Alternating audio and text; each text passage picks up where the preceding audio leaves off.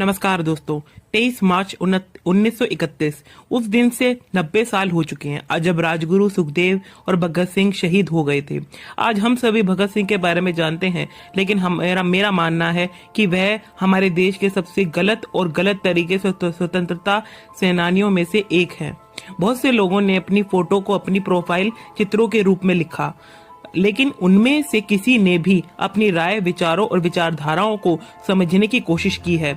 आज के वीडियो में मैं इस विषय पर गंभीरपूर्ण चर्चा करूंगा। आइए हम भगत सिंह को बेहतर ढंग से समझने की कोशिश करेंगे। जब भी आप भगत सिंह नाम सुनते हैं तो आप में से कई लोग इसे हथियारों और हिंसा जैसे शब्दों के साथ जोड़ते हैं, लेकिन क्या आप जानते हैं दोस्तों कि भगत सिंह को अपने समय का एक बहुत भयंकर बौद्धिक माना जाता था। उनके दोस्तों ने कहा कि जब उन्होंने उन्हें देखा तो उनके हाथ में एक किताब थी। उन्होंने लंबाई में ब्रिटिश, यूरोपीय, अमेरिकी, रूसी साहित्य का अध्ययन किया था। कुछ अनुमानों के अनुसार उन्होंने गिरफ्तार होने से पहले 250 से अधिक पुस्तकों को पढ़ा था और 2 वर्षों में उन्होंने जेल में बिताया।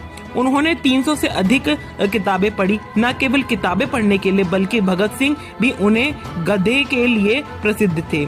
उनके लेखन के लिए उनके लेख कीर्ति, अकाली, वीर अर्जुन प्रताप जैसी पत्रिकाओं को प्रकाशित किए गए थे। वह उस समय की पत्रकारियां थी।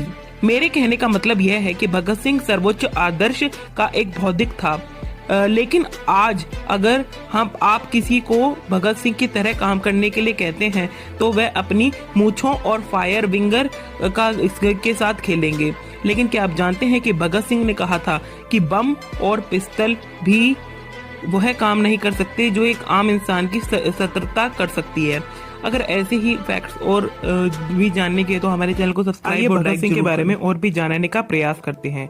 भगत सिंह 27 नवंबर 1907 23 मार्च 1931 को भारतीय उपनिवेश विरोधी क्रांतिकारी थे, जिन्होंने दिसंबर 1928 में एक जूनियर ब्रिटिश पुलिस अधिकारी को गलती से हत्या कर दी थी, जिसका उद्देश्य एक भारतीय राष्ट्रवादी की मौत का बदला लेना था।